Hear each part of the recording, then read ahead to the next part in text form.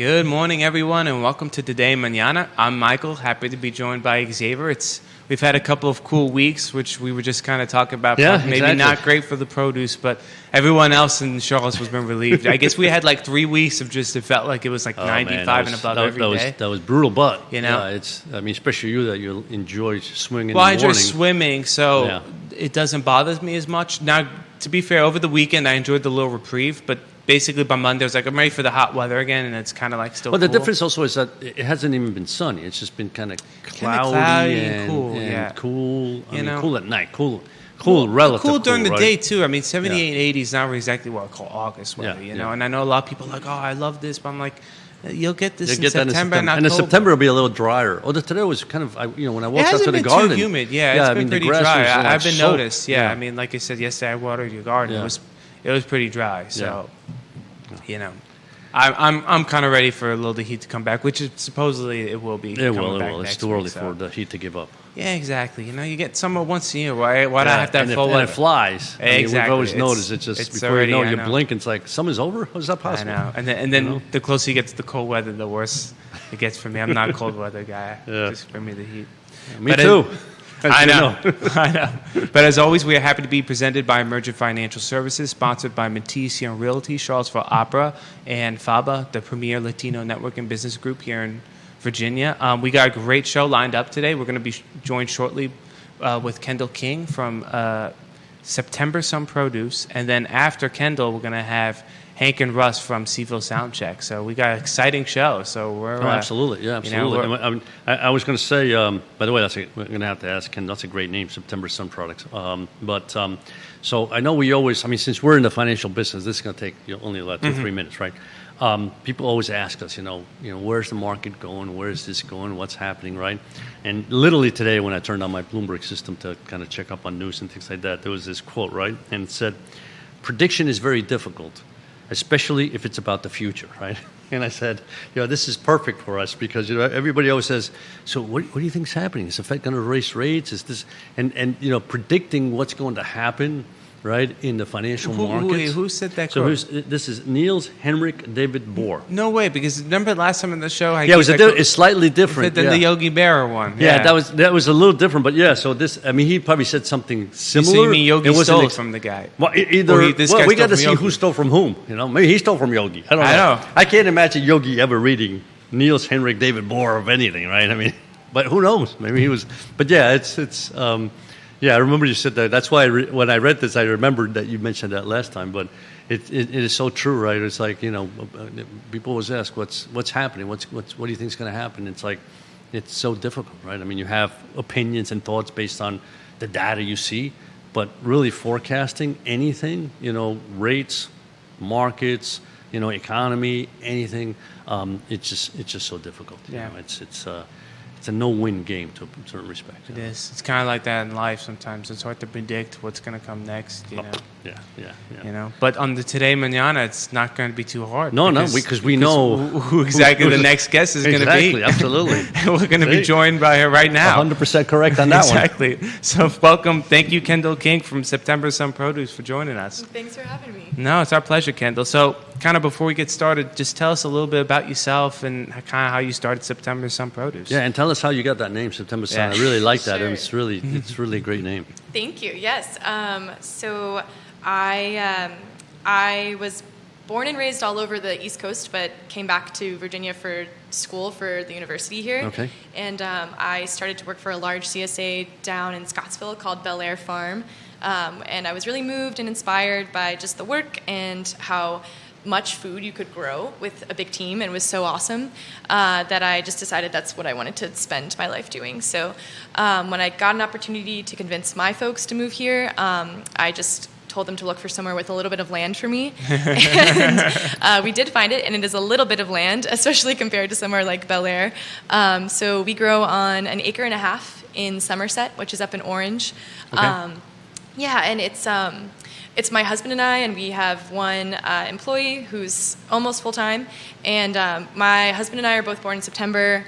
September is a lovely month, as you all were just discussing. It gets dry and the sky is blue and perfect. You start to get some relief from the summer weather.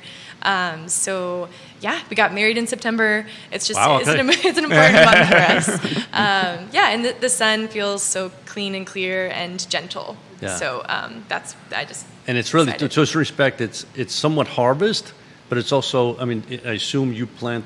Do you plant spring, summer, and fall kind of vegetables? Yeah. Yes. Okay. Yes. So we're as much year-round as we can. We try to grow, because we've got some covered structures. We try to grow into what we call sort of season extension time. Okay. So early spring and late fall/early winter, we try to have some greens and things. But yeah, we're all seasons, and we have a CSA, so community supported agriculture. We do a weekly farm share for 75 people in Charlottesville, also in Orange, up north from here, and Gordonsville. And yeah, our main season is April through October, typically. Okay. And so what exactly is the share? It's around 7 items each week, and it's just what's seasonal and awesome. In Charlottesville, we set up at Lampo Pizza outside on Monticello Road, and we just basically lay out everything we have available, and share members come up and they pick what they'd like for that week. Oh, wow. Yeah, it's pretty great. We're very flexible. People pay either in advance at the beginning of the season, or they do it monthly or weekly, depending on what's best for them. And we have it also organized in a sliding scale price-wise. So based on a whole bunch of financial circumstances for customers, people decide where they land on the sliding scale. Okay. And that's what they pay per week. And when they go there, I mean, is there somebody kind of watching that they didn't, they just don't go and take everything? I mean, I'm just worried. I mean, always suspicious. No, well, because I mean, that's we aren't helicopter moms about our produce. No, some people are just honest and say, okay, I'm only paying $10 a week, so I only get 3 things or 4 things and so on. No. Everybody, it's supposed to be a relationship of support, essentially, for the farm. So community supported agriculture. The idea is that somebody is saying, we're with you no matter what. If the harvest is good, if the harvest is bad. And so we're the same way with our customers. It's, are you having a rough week, and maybe it makes sense for you to skip this week and next week you want to double up? That's probably fine with us. Doesn't really matter. And likewise, we typically are encouraging our share members to take more because we have so much. And when we have a lot of abundance, we want to make sure that that's shared with the people who have invested in us and supported us. That's wonderful. That's wonderful. So tell us a little bit about like some of the things that you grow and throughout the seasons. I'm just curious. Yeah. Spring starts off and there's so many greens that a lot of people get very sick of them. So, there's your typical bunched and also bagged, like arugula, kale, mustard. There's different mixes of different kinds of greens from different places across the world, like a mix that's got tatsoi, which is sort of similar to spinach, and some mustards and such. And we've got Swiss chard and lettuce and cabbage. It can be a little overwhelming, and I think people really crave what we have now, which is like tomatoes, potatoes, zucchini, squash. Potatoes too, okay. Yeah, we actually, because we're on such limited land, we often partner with neighbors of ours who have more space that we can grow on their land. And so our potatoes we grow in partnership with one of our neighbors. His name is Ray. And it's a great arrangement for like another layer of community involved in our business. And it's one way that we are able to grow enough for 75 CSA members. But let's see, right now we've also got eggplant, cucumbers. We'll have more cabbage soon. We have lots of beets and carrots and green beans. It's just most things that you would think of as being seasonal produce we try to have. Okay, and so you mentioned that I guess there's an acre of land that you grow on. Is that correct? Yes. So do you have the space whereby there's an area where it's for spring vegetables and then you start planting for summer, and then is the area for spring vegetables where you plant your fall stuff, or how do you work that out? Sure. Yeah. So it's not that direct, but each bed we have a plan for a rotation based on what has been in the bed previously and what we need to have. And there's a guideline for rotation based on how it's best to manage pests and diseases. Okay. And we follow those as well as we can, while also knowing that we have to squeeze a lot into a little space in order to accommodate our market. So we also really try to incorporate cover crop as much as possible. We try to make sure each bed has at least one rotation of cover crop every season. So our typical rotation is looking like greens, roots, fruits, and then legumes is a common rotation. So, we would do kale, then we would do carrots, then we would do tomatoes, then we would do green beans. But not in one season, probably. Of course, yeah. So every season you do greens. The next season you might do, roots. Right.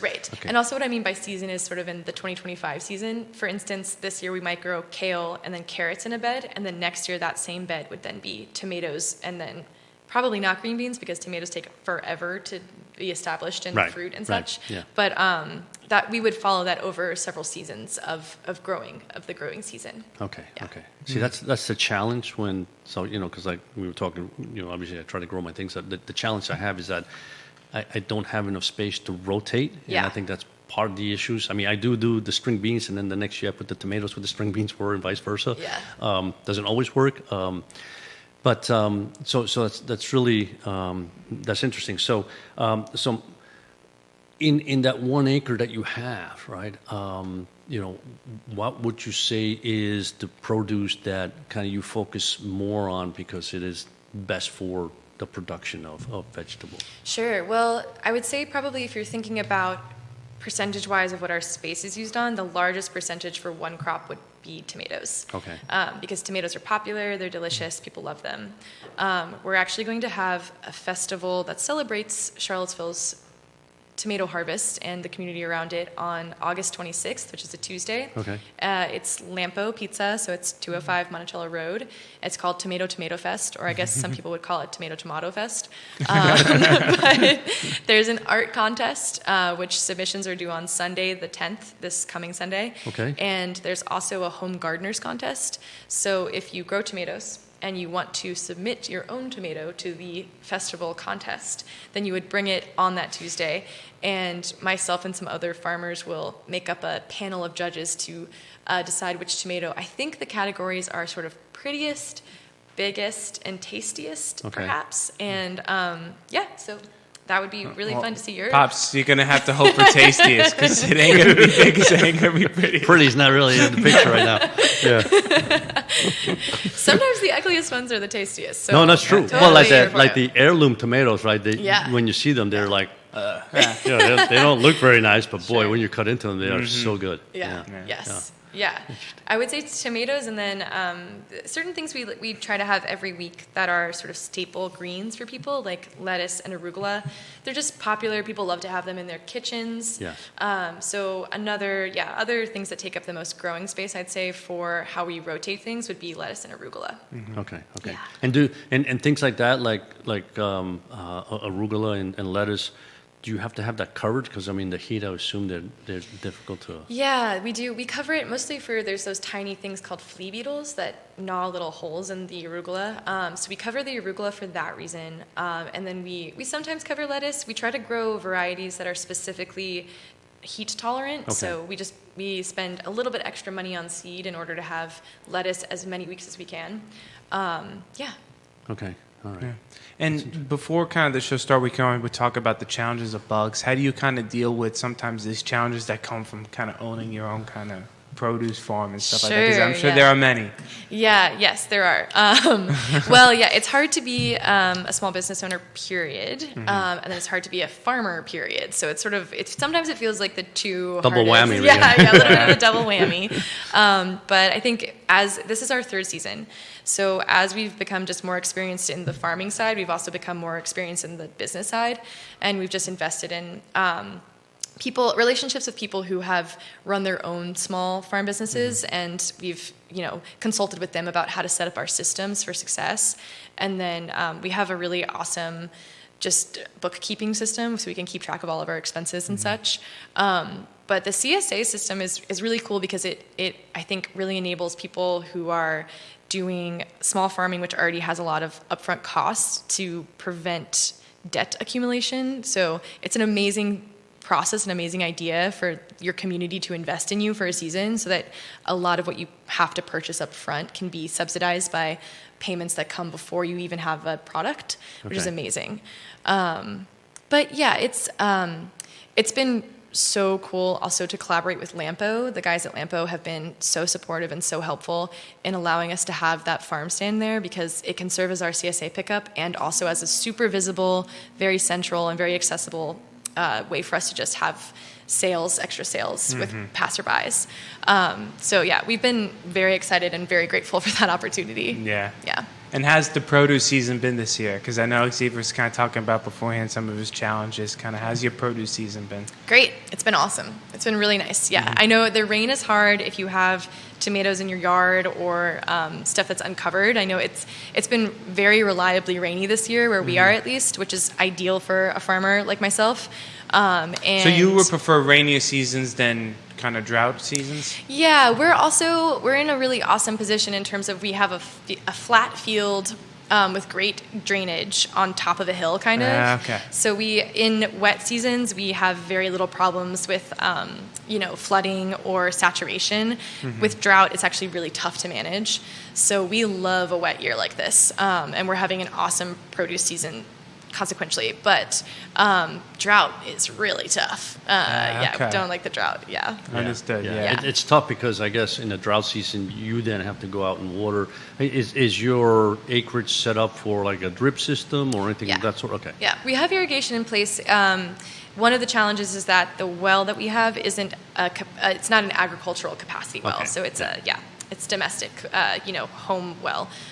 So we have to be very careful about how much we stress the well and how much pressure we put on it, which means that rain is awesome. Sure. And just even drip irrigation and overhead and such, just nothing gets things wet like rain. Like rain just really gets everything really wet.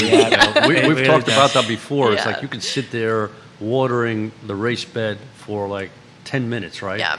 But you get that nice one rainfall, and the next day you just see like things just go. Phew. No, they literally grow. It's awesome. just amazing. Yeah. It really is. Yeah, water is life. It's very central. It really it's awesome. is. It really is. Yeah. Well, I feel like so is sun, though, right? I feel like sun is kind of essential. I mean, my thought process, and I'm not a farmer, but my thought process always is, I feel like you would rather want more sun than more rain, because you can't really replicate sun. Well, you could replicate rain, but I hear you. Yeah, I think so. This year for me has been especially ideal because it's this one rain a week that's been like this awesome big, or maybe it's 2 days a week where it's been rainy, but then it's been sunny otherwise.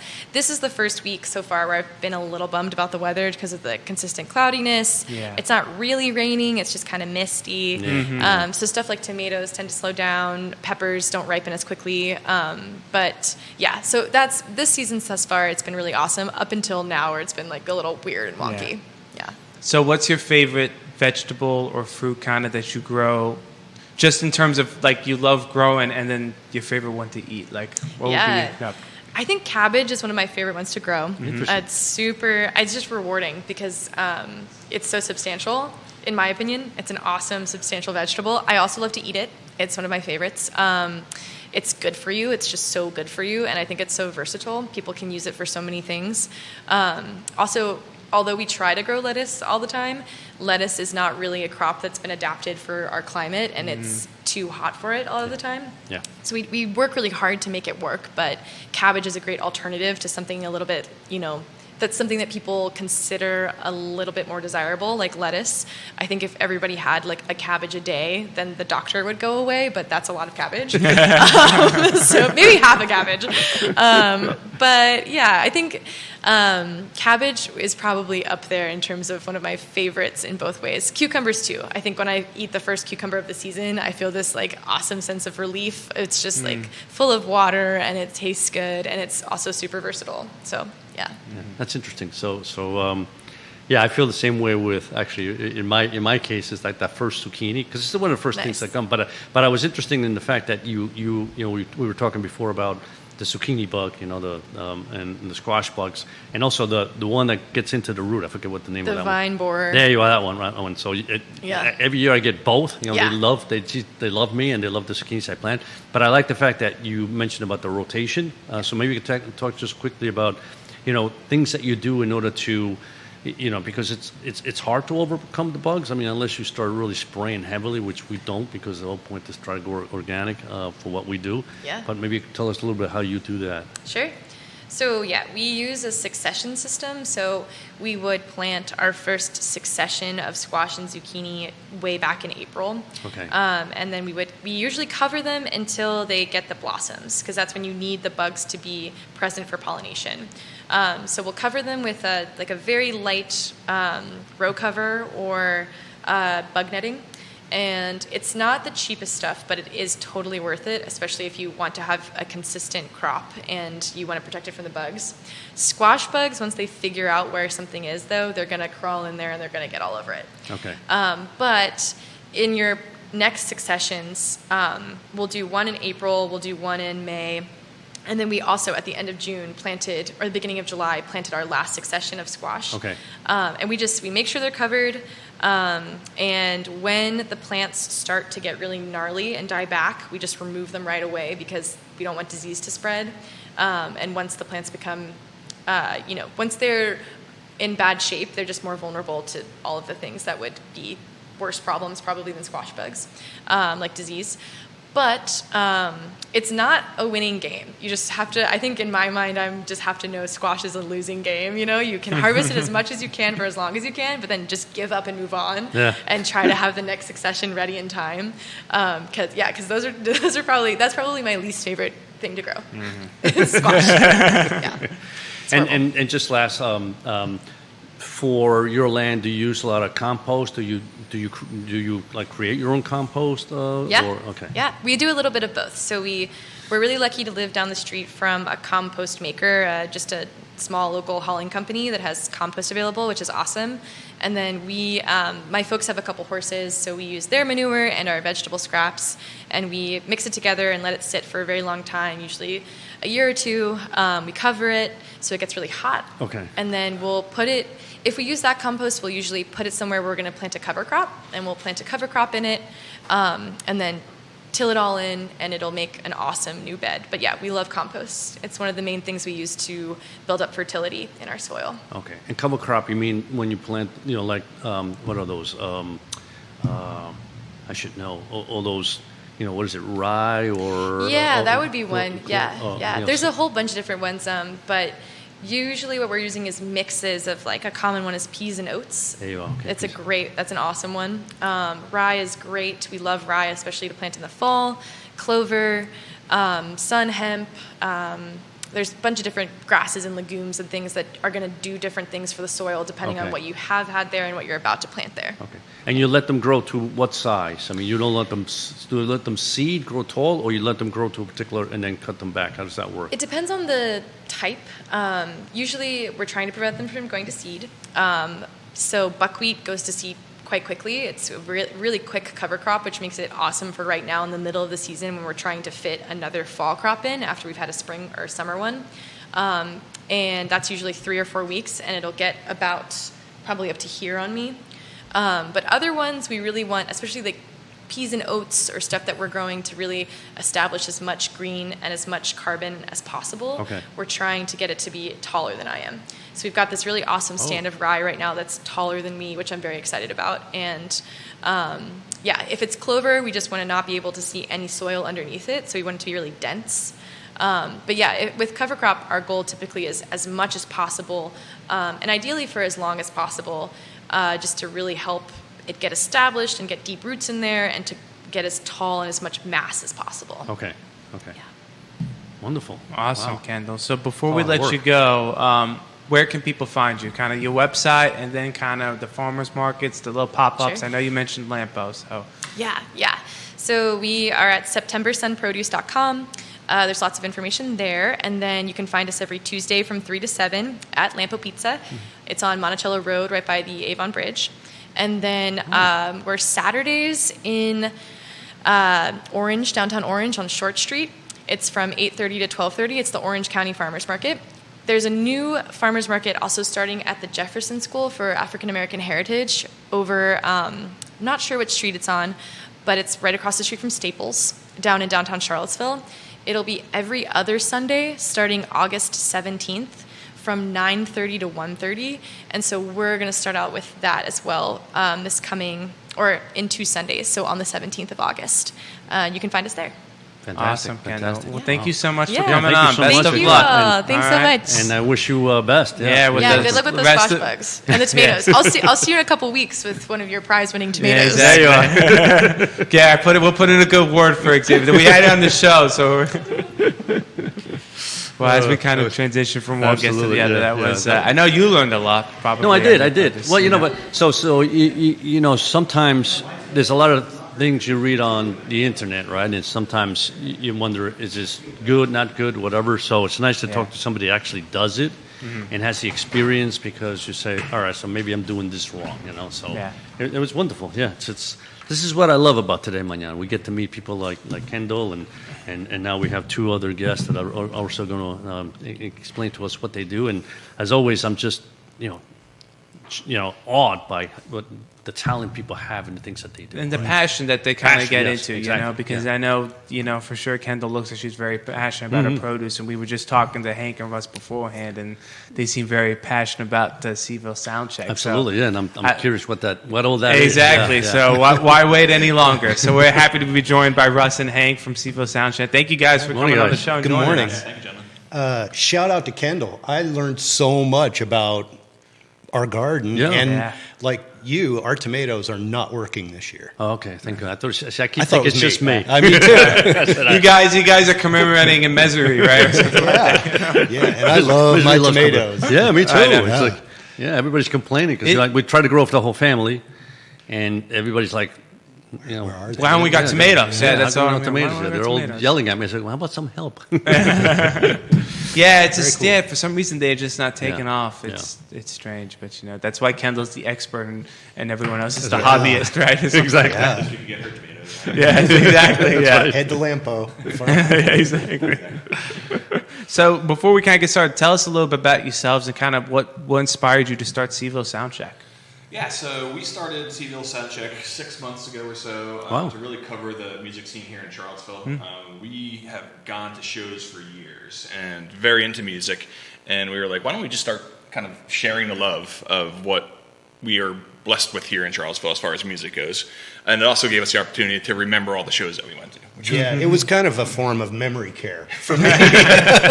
Because we would go to so many shows, and just some of them you just don't really remember. You're like, what set did they play? And now we remember everything.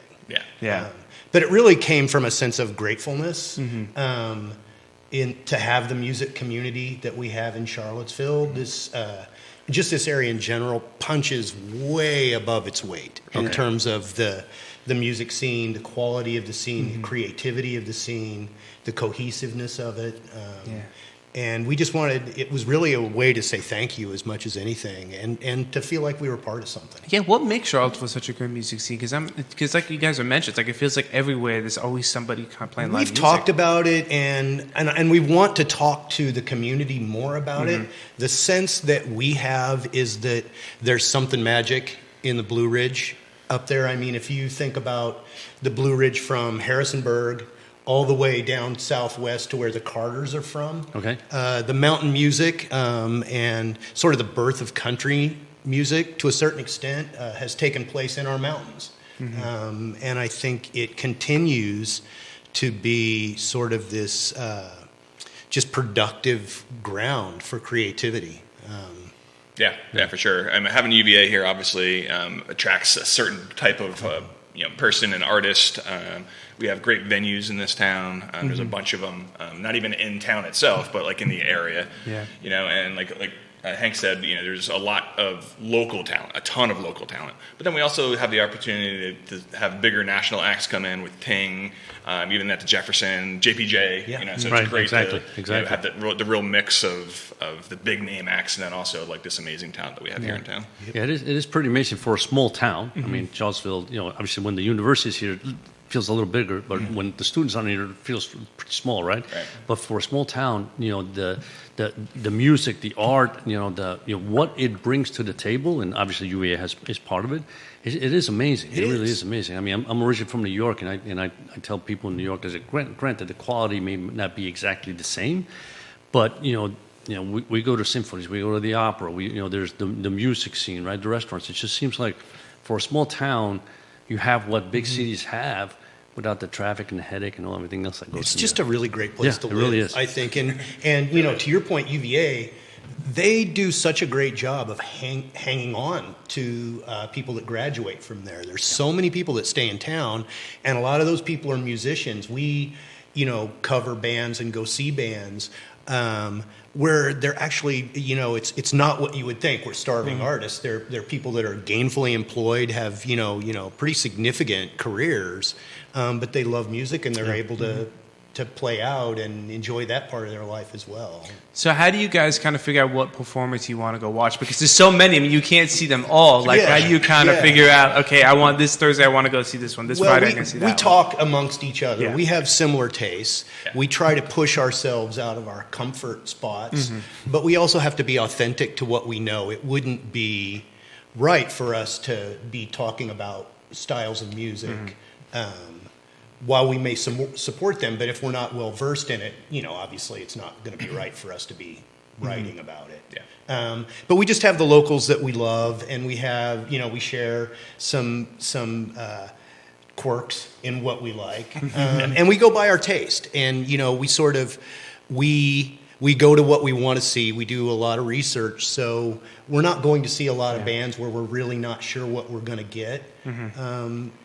And when we started this from the beginning, we're just like, our mamas taught us you don't say anything bad about anybody. So we're just not going to write. If we can't say something nice, exactly. We're not going to say anything at all. Exactly. But that's never happened. We've never not found joy in performances that we see. And it's important. It's important. I was going to say to be able to go to a particular event that you already know, you have a feel that you're going to like it.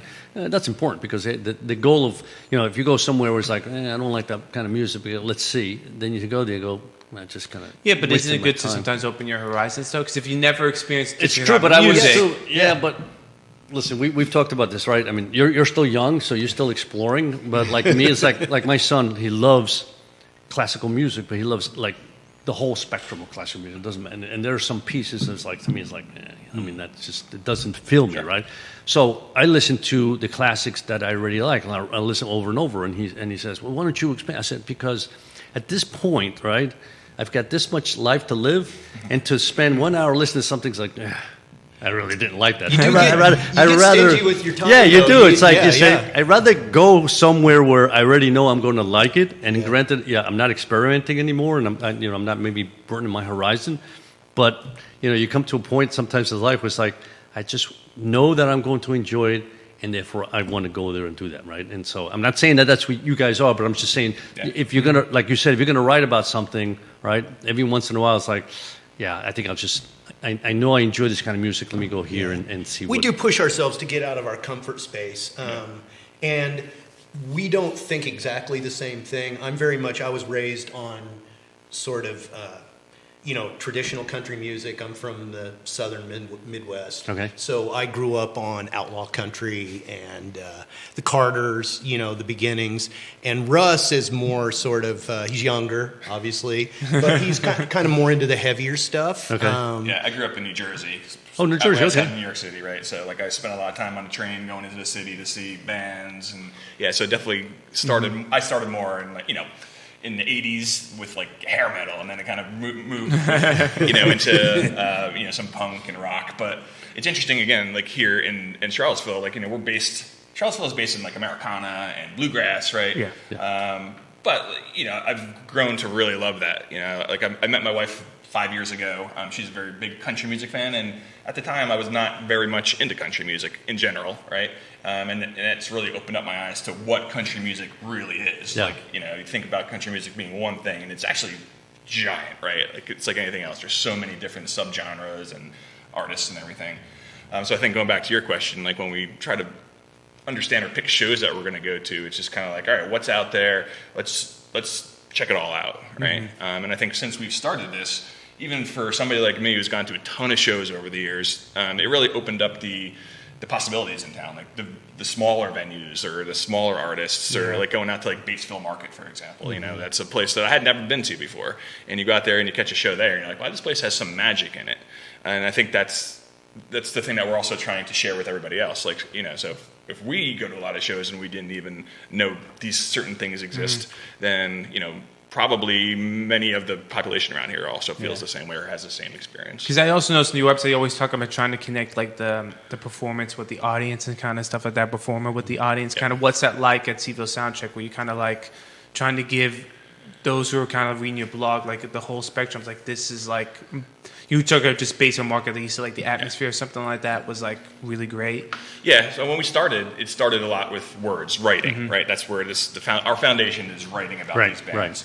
And so I think being able to kind of tell that story is something we feel that we have some skill at, but then it's also kind of evolved to more than just words. So, we're doing more video and that sort of thing now to really, give a full experience to the fan or our reader or listener or watcher or whatever we're going to call it, to really like understand what that experience was. I think we believe so much in the scene here and so much in these individual bands and the people in these bands and their creativity that we feel like the best thing we can do for the audience, who's casual all the way to kind of virulent supporters of the scene, is just to provide them with as much information about the bands as possible.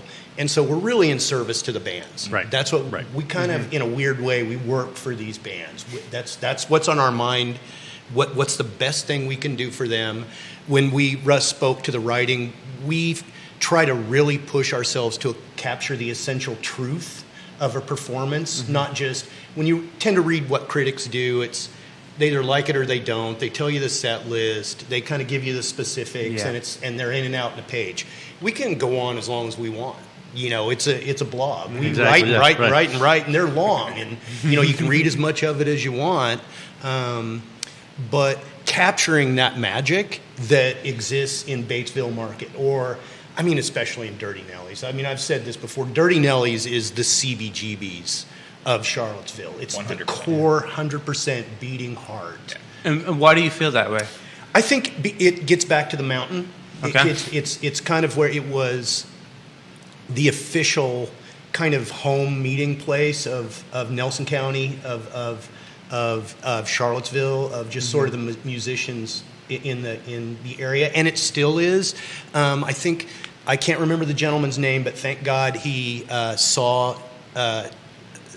had the foresight to buy Dirty Nellies when it was kind of maybe going to go out of business or not during COVID. And he kept it pretty much the same, but one thing he did was he brought Coda Curl from Chamomile and Whiskey in to kind of run the book there. And they make it real hard to go other places on some nights. Yeah. Their book is so good. We end up there. Even we'll come downtown to a show, and we usually end up at Dirty Nellies like for late night music because it's amazing. And also, Dirty Nellies has magic in it. We keep talking about magic, but bands sound amazing there. Like there's something about that space, and that just really makes it. We wrote about it in the last one. The last one we just put up. Which was Dirty Nelly's birthday party. It was on Monday night, and there were had a great night. Wild Bill and the Bruisers from Nashville were kind of the main act, and they were kind of a honky tonk, hootenanny kind of rockabilly, and they were great. And then Jesse Fisk, whose current band is Jesse's House, and he kind of has a rotating cast come in, and he had Coda play lead guitar with him, and they were just fantastic. And I talked to Coda after the show. It's like I kind of got it down to it's the ceiling tile. It's that old nasty acoustic ceiling tile. Yeah. It's the rough sawn oak on the walls, and the space between the boards breaks up the sound. And I have that same oak. I have a friend that has a mill down in Nelson, Albemarle County line where my hunting property is. And so my building is lined with that oak the same way, and it's a metal building, so it should sound awful when you record in there, but that oak just does something. So it's in the bricks, it's in the sweat, it's in the blood, it's in the soul that all these musicians and their parents and their grandparents left behind to them, and we're just we just felt very lucky, and that's why we did what we did. Now, if someone wanted to kind of like explore the music scene, what would be? I mean, obviously, Dirty Nels is going to be the easy answer at this point because generally fun. But where are like kind of like the 3 places or the 3 bands that you say, hey, if you want first thing, start reading our blog regularly all the time. There you go. But it'll help you get a sense of what bands maybe you want to see. Mm-hmm. Another thing that Russ put together recently, and it's just very lunchbox thing on the website, but he's built a spreadsheet that we can import into the site every month that has all the shows in town. Oh, wow. Most very of that, cool. about 90% of the shows. There's some brewery and winery stuff that it gets so granular the list wouldn't be meaningful to have everything. But we do support that. Yeah. But you can go to the shows page on our site, first of all, and see who's playing where. Mm-hmm. But, I mean, I would keep an eye on Dirty Nellies. I would keep an eye on Batesville Market. Okay. I would certainly look at the Southern and the Jefferson. I personally like small venues, and so I love those places. Yeah, the Southern is another place that's just they're chock full of shows right now, and it's just great space. Also sounds great. Yeah. It's the right size. Mm-hmm. And it's interesting too because we talked to the bands. And especially here in the city of Charlottesville, there seems to be a progression, from venue to venue. Like they start off when you first start at maybe Rapture, right, on the small stage at Rapture, and then the Southern would be your next step, and then the Jefferson's the next step, and then potentially Ting if you get that big, right? So that's kind of the progression of a band making it. And all those places are amazing, but definitely like Hank's saying, like the Southern, Dirty Nellies, those are kind of. You tell us what you like. We'll get your email, and you tell us what you like, and we'll send you a couple shows to go to and help you find something that you want to go see. But the main thing is just you're already in it. Like you love live music, I can tell. Yeah. And classical music, I've been. To not as much, not nearly as much, but it is overwhelming and beautiful and just such an experience to see that many people doing something that well going in the same direction. And you get the same thing with five musicians on a stage in a band and that work together, that almost live together, that, that really are grinding it out. Yeah. In this day and age, spending 40 hours, 50 hours a week on your content. Do you know what I mean? It's a huge job that they undertake. The one thing that I have to say is that when you listen to live music, right? First of all, there's nothing like it, right? I mean, even in today's world, I mean, the CDs, or what's that other thing that you just get streamed? Spotify. Yeah, you can stream everything and put into beautiful headsets, and it sounds. But you go live music, there's nothing like it. And second of all, the passion of what you're talking about, I mean, so it's a little different. And you guys, when you have a group of 4 or 3 guys or 2 guys, there's a different passion there. When you go to a symphony, the passion is a little more muted in a sense, right? In the sense that so many musicians, right? But what I really like about, when you go to, live events is that, one, the voices come clear, right? Mm-hmm. The instruments, you just listen to the instruments, especially like, we're talking about symphony, so many instruments. Every once in a while you go, so that's the sound right there. You just you pick it up. Whatever the composer wanted to create, you pick it up. Because sometimes in headset, it's just it's beautiful, but you're not picking up the individuals. And seeing the individuals play the music and seeing it, it's just you just feel alive. And so what you guys do is, I think it's just awesome to be able to go to a website, right? And I can see by the way you speak, you're writing. I haven't been able, I haven't gone there, so I don't know. But your writing must be awesome. So to be able to read what you guys write about a particular band, I mean, that has to be fantastic because, it's like, wow, that's the kind of band I want to go see. So then it's like, okay, where are they playing? It's just nice to have a place in CVille Soundcheck that it's like, let's be honest, there's so many live shows, sometimes I get overwhelmed. It's like, where do you want to go? You're like, oh my gosh, there's one here, then there's one here. To just have a place where it's like, I could kind of get a general feel, just listening or reading whatever Hank and Russ kind of wrote about. Okay, these are some of those bands. Okay, here's some of the venues, and now I could kind of a little easier to now pick and choose where exactly I want to spend my Thursday, Friday, or Saturday nights, or a weeknight. And especially have that spreadsheet. I mean, it's like I think it's going to help a lot of people kind of map out. Depending on how many shows maybe you go to 2 or 3 shows a year, maybe you do 10 shows a year. Just however you want to plan your show going thing is. And it's iterative. We add to it as it goes along because some places like Dirty Nellies or like Superfly on Preston is doing music now. Mm-hmm. They may not put out, and it's awesome, it's like finding an Easter egg. They may not put out something until a couple, 3 days before it's going to happen. Yeah. So you got to stay on top of it. And it's, I think it gets back to anything we can do to help the bands and sort of push and elevate, is what we want to do. That's amazing. I take my hat off to you guys. That's you came up with an idea that I think is fabulous. It really is. I mean, like I said, both for the bands, because it really helps them, right, in the sense of people now learn a little bit more about these particular bands through your writing, and to the people that go listen. I mean, it's be able to go to a website and say, wow, this is exactly what I like. These guys just captured how I feel about a particular band. You don't have to just go around and say, let's I'm be hoping honest this too, is right? good. A lot of these bands too, like you could tell me the name of a band, I won't have no idea what their music even sounds like. At least now I can go see for Soundcheck and be like, oh, okay, this is kind of what. Yeah, you can get a good idea. Sort of. And like I said, hit us up. We'll tell you what we got this month that we think you'll like if you give us a little bit of shade on it. But honestly, to see something that happened, we saw it both this morning. It just fills our heart. There's a band that's been around for a while in Charlottesville called Lord Nelson that we love. They kind of had been out touring for a couple of years. And then we found out that their frontman, Kai Crow-Getty, was making a solo album and had been working on it for a while. So he kind of went off to do that, and the rest of the band went off to do a metal project that they've been doing. And you talk about that, and I'll talk about Kai.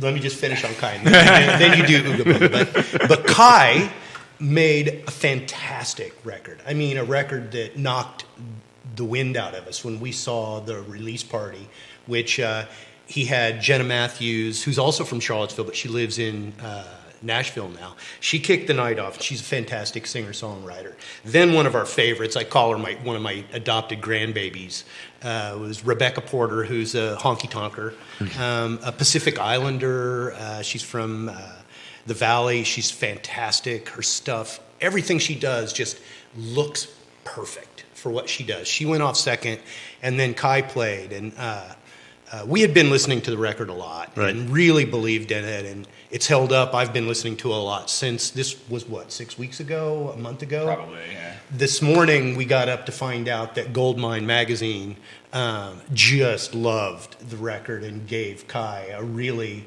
great review. And, we're not in the business of that. That's not what we do. No, we're not critics, and we don't try to maintain that. Well, we don't like some things. We do like other things, so you can trust our criticness, because we're pretty in favor of.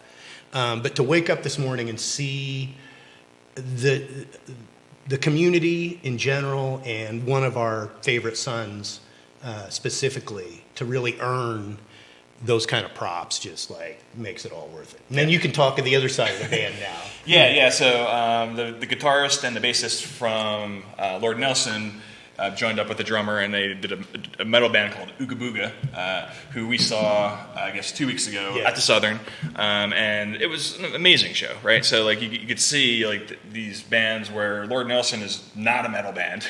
They're more like a party, Nelson County, right? Southern rock, Americana. Yeah, and then you go see Ooga Booga, who's, they call themselves like a rock metal band, different style, but they just blew the roof off the place. So it's just so fun to be able to see these different artists do different things in different ways.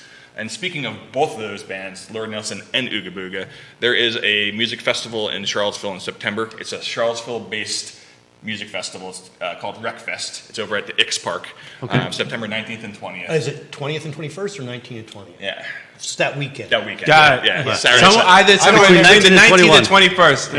Yeah. Saturday and Sunday. And all the bands there, I think there's 17 different bands and artists. Wow. And they're all from Charlottesville. They're all Charlottesville-based bands.